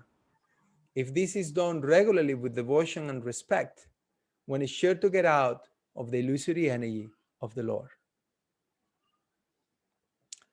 Purport. The science of learning a subject matter seriously is different from the sentiments of fanatics. Fanatics or fools may consider the Lord's activities in relation with the external energy to be useless for them, and they may falsely claim to be higher participants in the internal energy of the Lord. But factually, the Lord's activities in relation with the external energy and the internal energy are equally good. On the other hand, those who are not completely free from the clutches of the Lord's external energy should devoutly hear regularly about the activities of the Lord in relation with the external energy. They should not foolishly jump up to the activities of the internal energy, forcefully attracted by Lord's internal potential activities like his Rasa Lila. The chief reciters of the Bhagavatam are very much enthusiastic about the Lord's internal potential activities, and the pseudo-devotees absorbed in material sense enjoyment falsely jump to the stage of liberated souls and thus fall down deeply into the clutches of the external energy. So I just summarize what is being saying here. The point being made here is that the Bhagavatam, there is an epistemology, there is a system in which this transcendental knowledge is being received and presented. So if we want to understand the Srimad Bhagavatam properly, then we have to receive it from the bona fide source, and we have to go step by step through all the different cantos. And when we receive that message and we present that message without adulteration, then the same potency is carried through. This is what is called parampara system. Now, if you remember in the first canto, fourth chapter, first verse, there is a very powerful purport by Prabhupada where he writes about the meaning of realization. And there he explains that realization means that one must be able to present the subject matter in a way that is relatable, that is understood by the audience. At the same time, without taking anything out or screwing up any hidden additional, messages. Just present the wisdom as it is without trying to surpass the previous acharya in a way that people are going to understand it. So what I'm trying to say here is that yes, we may be able to, we may package the message in different ways, but we cannot change the message. And when we present this message and we study the message in the authorized way, then we can basically the same message is being conveyed, which is Krishna. We become an agent of mercy. So I'll read the last sentence of the purport. It says, by reading and hearing Srimad Bhagavatam as a scientific presentation, the conditioned souls will gradually be promoted to the higher status of transcendental knowledge after being freed from the illusory energy based on sense enjoyment. So that's the fruits. Chapter 8, Hare Krishna. Questions by King Parikshit. Now, this chapter is a continuation of, the 7th chapter. Now, King Parikshit is going to inquire, how did Narada Muni expanded these science? And this chapter contains many, many questions by King Parikshit. And the answers to these questions is the whole Srimad Bhagavatam.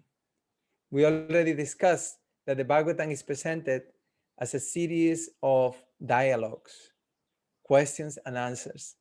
We just heard about questions by, Narada Muni to Lord Brahma, who were within the context of questions from Parikshit to Sukadeva Goswami. And now Parikshit Maharaj is going to ask so many questions.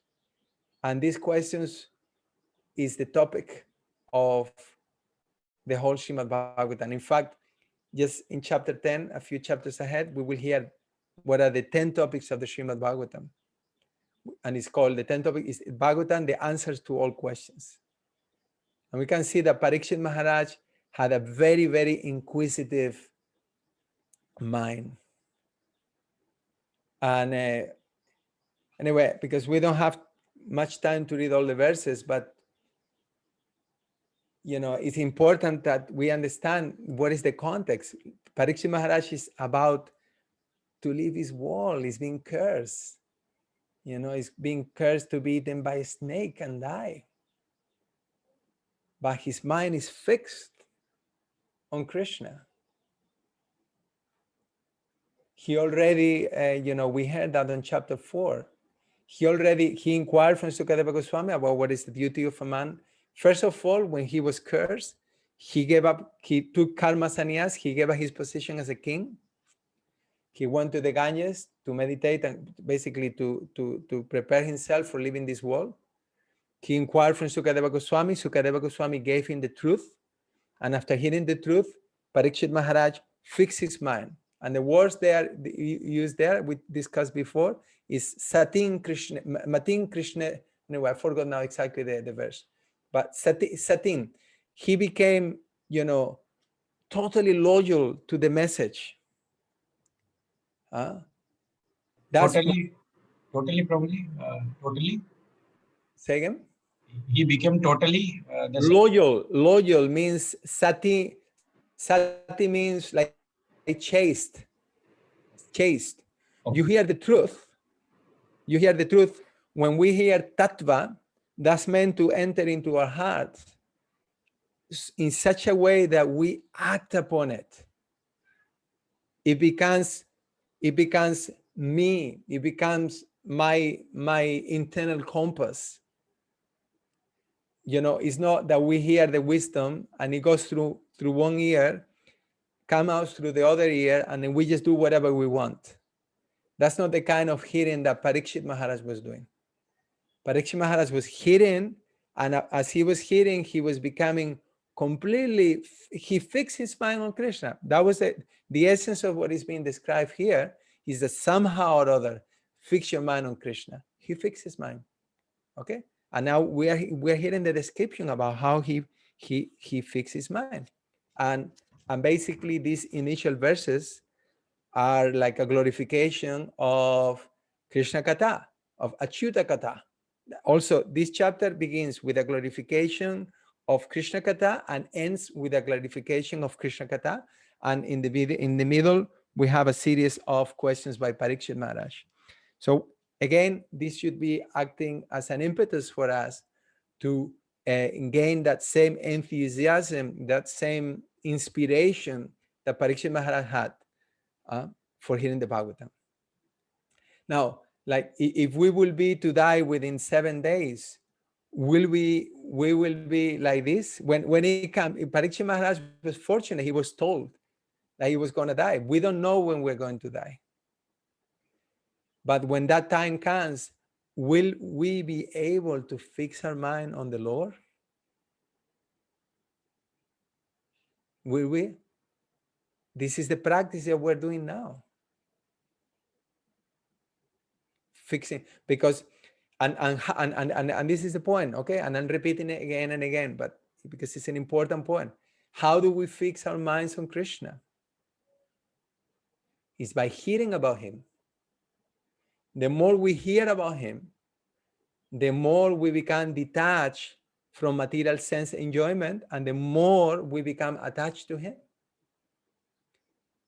And the more we become attached to him, of course, we develop, attraction for him, and we cultivate that relationship with him, and ultimately, that becomes our bhava, our consciousness. Because, it's not so much, at the time of death, our minds maybe, we may not even be physically capable to think of the Lord, or, who knows.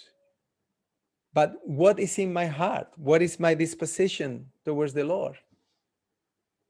That will not be affected by any kind of material situation. What is my attachment? And that's what we are cultivating now. We're developing an attachment for the Lord. And if that attachment is whatever our bhava is at the time of death, that determines our destination, right? Whatever one remembers at the time of death, that, he becomes that in his next life. So through this hearing, we are cultivating that attachment.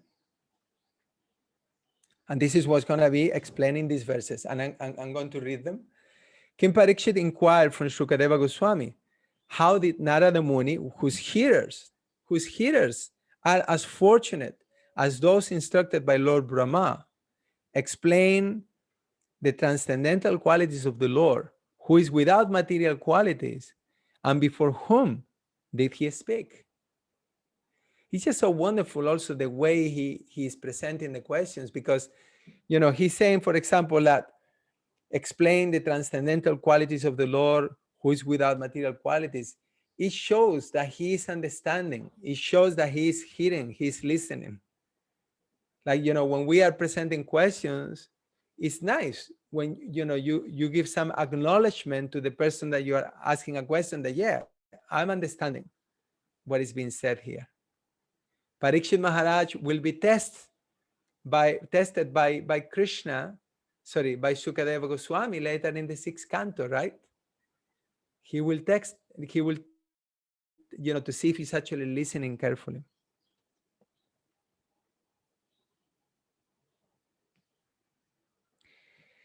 He says, Devarshi Narada was directly instructed by Brahmaji, who was also directly instructed by the Supreme Lord. Therefore, the instructions imparted by Narada to his various disciples are as good as those of the Supreme Lord. That is the way of understanding Vedic knowledge. It comes down from the Lord by disciplic succession, and this transcendental knowledge is distributed to the world by the descending process. Okay? Now, how Narada Muni distributed this knowledge, we're going to hear it in the Bhagavatam. Narada Muni is one of the main,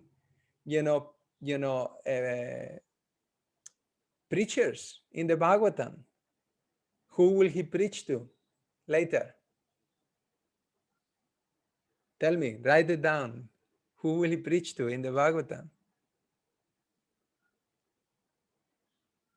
Just to make sure that you're all there still. You can type it on the chat box. Who are some of the people that Narada Muni preach? Dhruva, Prahlad Maharaj, who else? Vyasadev, King Prachivanari, yeah. The Prachetas, Chitraketu, okay? So we will hear about that later. The king said, I wish to know narrations concerning the Lord who possesses wonderful potencies are certainly auspicious for living beings in all planets. Harer advuta viryasya kataloka sumangala. What is that verse at the beginning?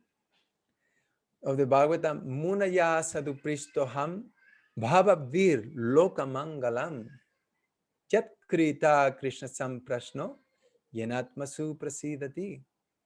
Sutta Goswami, the sages are inquiring from Sutta Goswami and says, no, sorry, Sutta Goswami is acknowledging the sages, say, oh, your questions are relevant because, and they are all auspicious because they are related to Lord Krishna, and therefore they are good for the world's welfare. Kata Loka Mangalam. So these questions about Krishna, this inquiring about Krishna is beneficial to the whole world. This Krishna Kata, these things that we're doing here in the Bhaktivaibhava course, and the kata that you may hold on in your respective places, this is what brings auspiciousness to this world.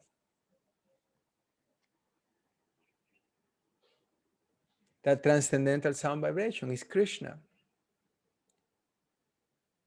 It doesn't only bring transformation in our own hearts, even the place where that is taking place becomes a holy place of pilgrimage. Okay, these are very famous verses. Oh, greatly fortunate Shukadeva Goswami, please continue narrating Srimad Bhagavatam so that I can place my mind upon the Supreme Soul, Lord Krishna, and being completely freed from material qualities, thus relinquish my body. So this is what is in the heart of Parikshit Maharaj. He's giving everything else up. He was a young man, relatively young man. He was the emperor of the whole world. Everything was going well in his administration, you know. And the curse came, and you see he's embracing the obstacle, the purification. You know, let me fix my mind.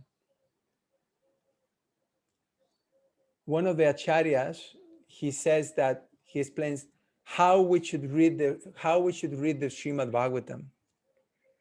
And he says that one should read the Srimad Bhagavatam like a lover who is received a letter from his beloved, you know, and he's so anxious to get that letter, you know. So that kind of intense eagerness to hear about Krishna. Parikshit Maharaj is given in the Bhakti Rasamrita Sindhu, he's giving us an example of you know, the perfect hearer. He was hearing with so much attachment and desire, that eagerness we aspire for. And we get that eagerness by hearing about Parikshit Maharaj. That eagerness may be transferred into our own hearts. To be fully engaged in hearing the transcendental narration described in this text of Srimad Bhagavatam means to constantly associate with the Supreme Soul Sri Krishna. And to constantly associate with the Supreme Lord Krishna means to be liberated from the qualities of matter. So, and this is the power of the Bhagavatam. It's our shelter. You know, we need, this is, I mean, personally speaking, the Bhagavatam is my saving grace. It was the first book I received in Spanish, and Krishna Swadamo Pagate Dharma Gyana Divisaha Kalo Nastadrishangsha Puranarko Dunodita. This Bhagavatam is appeared for whom? For the people in Kali Yuga. It's as brilliant as the sun. And it has a reason just to dispel the darkness of this age. And that darkness is within our hearts. So therefore, it behooves us to actually give oral reception to this message.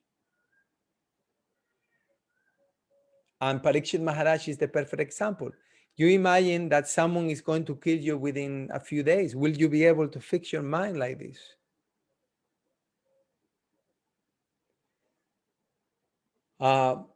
So Prabhupada writes in the purport, he says, one should continue such hearing, okay, the hearing like we're doing of this, you know, Srimad Bhagavatam, following in the footsteps of Parikshit Maharaj. One should continue such hearing till the end of one's life, so that one can actually have the transcendental association of the Lord and thus be liberated simply by hearing Srimad Bhagavatam. Prabhupada, when he was leaving this world, we've seen the pictures of Prabhupada translating the Bhagavatam, which is the perfection of life. But he was also hearing the Srimad Bhagavatam. The devotees were reading to him the Srimad Bhagavatam, the first canto. Prabhupada, he was spending the best time of his day reading Srimad Bhagavatam and translating the Bhagavatam. He got his empowerment from the Srimad Bhagavatam. His whole mission was based on the Srimad Bhagavatam and the chanting of Hare Krishna. Those were the transcendental weapons that he brought with him. So Maharaj Parikshit had already given up all his connections with his kingdom and family, the most attractive features of materialism, but still he was conscious of his material body. He wanted to be free of such bondage also by the constant association of the Lord. So now, he's given up everything related to the body, and now he is preparing himself to give up the material body. Shimvata Shradaya Nityam Grinatascha Swachashtitam Kalena Natidirgena Bhagavam Vishate Hridi. Persons who hear Srimad Bhagavatam regularly and are always taking the matter very seriously will have the personality of God as Sri Krishna manifested in their hearts within a short time. So this is a falashruti. This is a fruit of hearing the Srimad Bhagavatam. Maharaj, further down in the purport, it says, Maharaj Parikshit personally recommends that one hear Srimad Bhagavatam regularly, nityam, always, by one's own efforts and with serious devotion also. That will help one to see the Lord Krishna manifested in one's heart within no time. The pseudo devotee, however, is very anxious to see the Lord according to his whims, not making any serious effort to hear Srimad Bhagavatam regularly and without detachment from material benefit. That is not the way recommended by an authority like Maharaj Parikshit, who heard and benefited by hearing Srimad Bhagavatam. So I'd like to make the point here that, what is the goal of our Bhaktivaibhava study? It's not the diploma, the diploma, okay, Prabhupada wanted us to get the diploma and it's nice, but really we want to get a taste so that the reading and the study of the Bhagavatam goes on for the rest of our lives. If at the end of the Bhaktivaibhava course, we say, okay, finally, enough, put the Bhagavatam in the cupboard. No, that we should actually be developing a taste and understanding that I need to hear the Srimad Bhagavatam. I want to hear. It is, it is like we hear the prayers every day. It's my guru, it's my friend, my deliverer, my good fortune, my wealth. We want to become attached, to the Bhagavatam. And when that happens, then Krishna, he will be manifested in the heart. You remember at the beginning of the first canto, second verse, Dharma Puroita Ketavotra Paramonid Matsaranam Satam Vedyam Vastavang Atravastu Shivadanta Patrayum Mulanam Srimad Bhagavate Mahamuni Krite Kim Vaparai Ishvara Sadyo Hridi Avarudyate Tra Kritivis Takshanat. That the Lord is captured in the heart for those who, submissively hear this message. So that's the quality of the Bhagavatam. We can capture Krishna through submissive hearing, though. Important point. Pravishta karnarandrena shwanam bhavasaroruham dunoti shamalam Krishna salilasya yatasarat.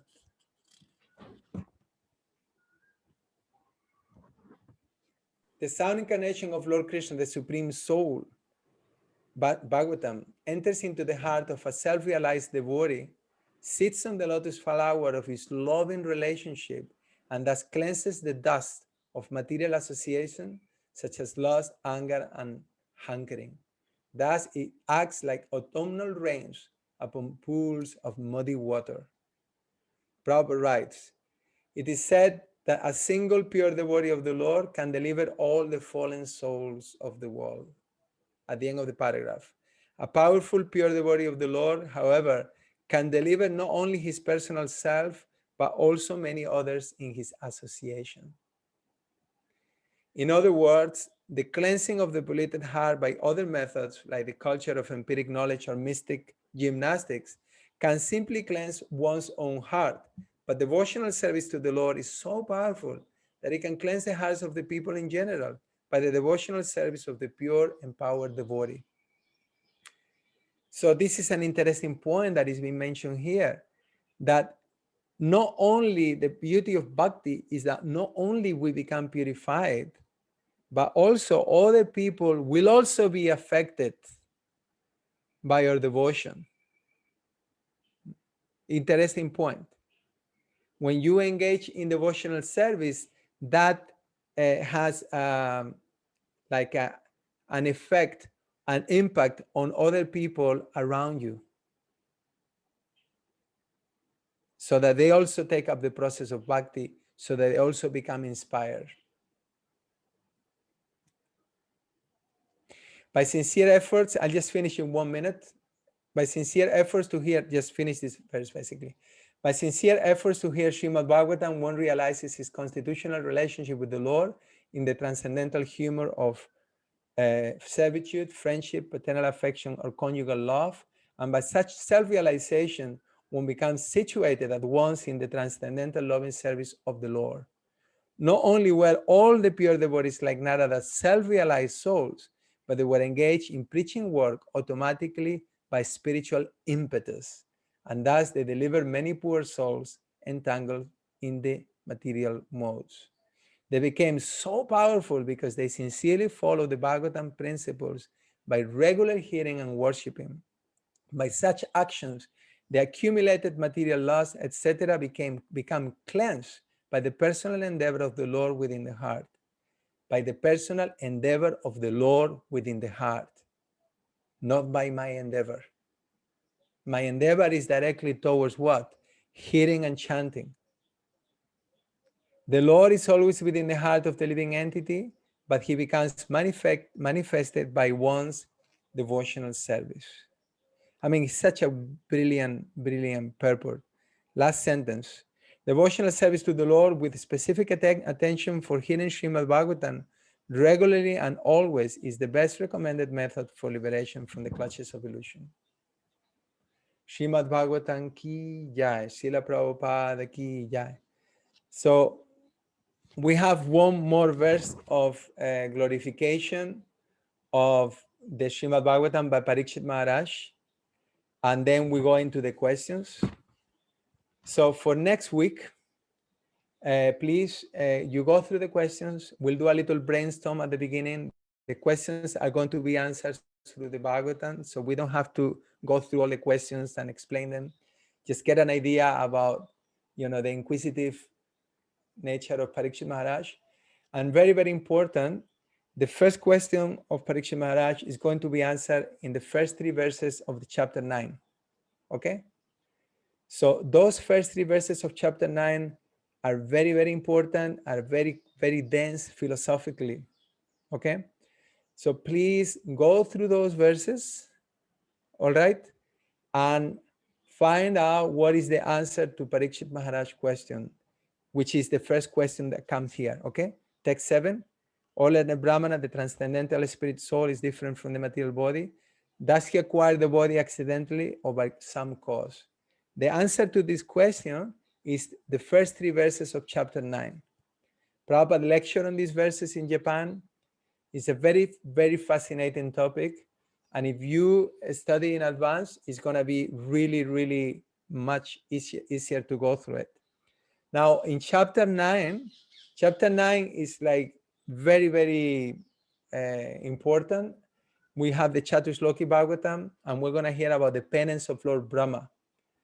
So please also go into the description of the penance of Lord Brahma and start to study the Chatushloki if you get time. I don't think next week we'll deal with these first 3 verses and the penance of Lord Brahma, I think. Hopefully we'll do the prelude to the Chaturshloki if Krishna allows it, but I don't expect that. But anyway, that's just anticipating what is coming for the next couple of weekends. Thank you so much. The class is over here now for those who need to go. I also need to go today. I don't have much time. There is one more question here by Mahavira Rupa Prabhu. Thank you so much to all of you for your kind attention. Mahavira Rupa Prabhu, tell me. Yeah, you mentioned about that we have to do the submissive hearing. So the submissive, if you could kindly help us, and also for the people who are above 50 plus, like what is the best possible preparation for final exam? Because this Bhaktivaibhava class, we are having 2 classes and 2 hours. So like we are not Parikshit Maharaj, and definitely there is no opportunity like Sukhdev Goswami can go on, and he knew that okay, 7 days are there. I do not know whether I have single hour or single minute. So what could be the best possible preparation so that like Sukhdev Goswami, Parikshit Maharaj, that kind of setting, how we can get in this kind of time?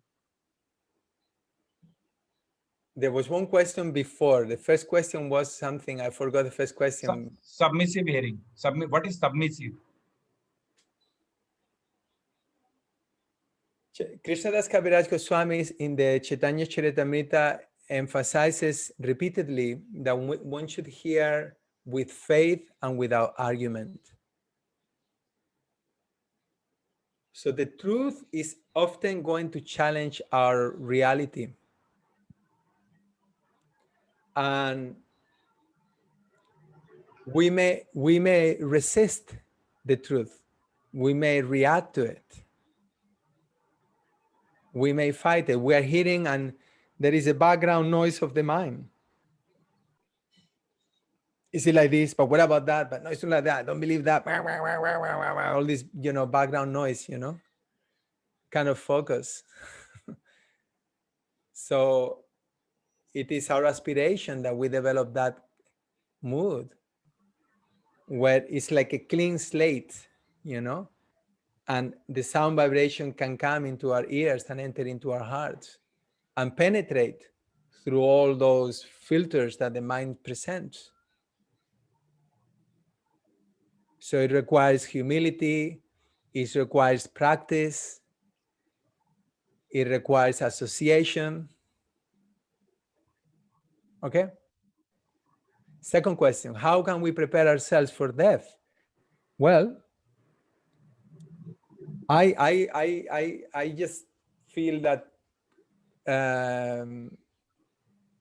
Lord Chaitanya gave to Sanatana Goswami, like he said, that these 5 angas of bhakti, panchanga bhakti, they are very, very, very powerful. And even someone without faith will develop bhava for the Lord.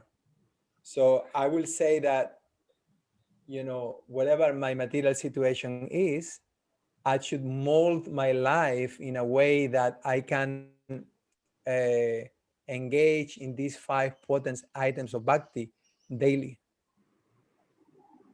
of which the most important of all of them is the chanting of the Hare Krishna Mahamantra.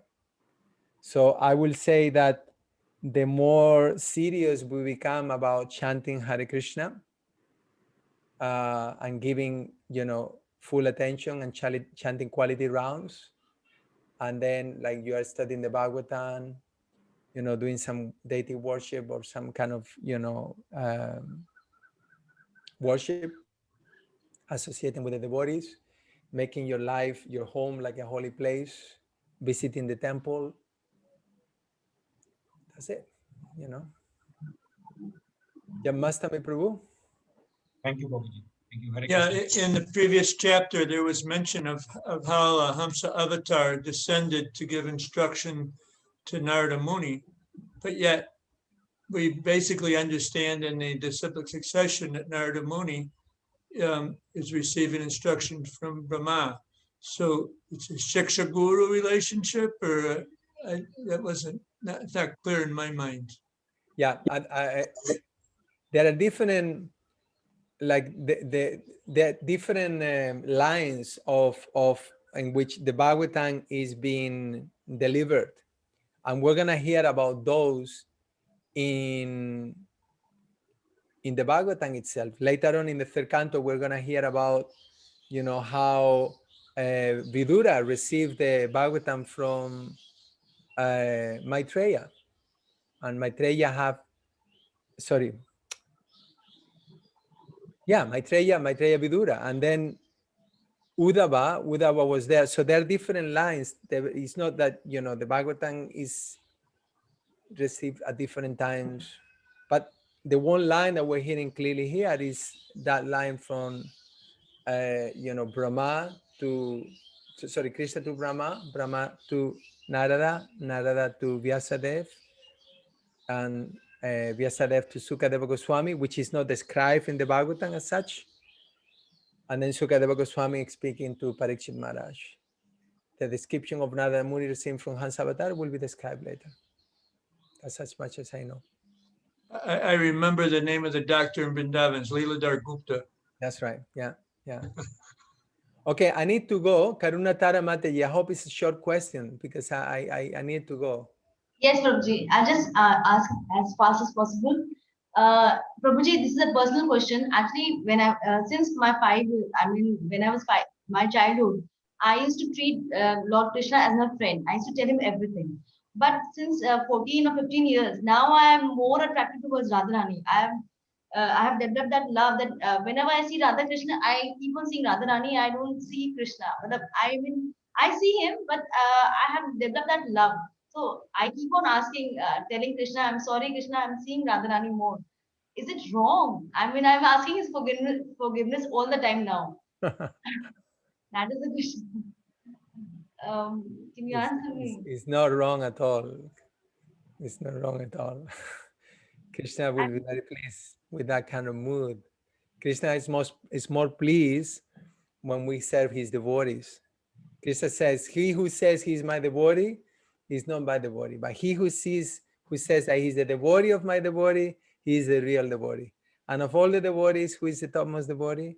Srimati Radharani. So it's fine. Thank you. Srila Prabhupada ki jai, Grantara Srimad Bhagavatam ki jai, Nitai Gaura Premanande, Vanchakalpatar Vischa, Kripasindu Vivacha, Patitanam Pavanevyo Vaishnavevyo, Namo Namaha, Hare Krishna. Thank you very much to all of you. Thank you And so much. have a wonderful week. Hari Thank Bol. you, Prabhuji. Thank you Prabhuji. so Hare much. Krishna, Thank Prabhuji. you. Namaste. Hare Krishna. Thank you. Hare Krishna. Hare Krishna, Prabhu. Hare Krishna. Thank you. Dandavat.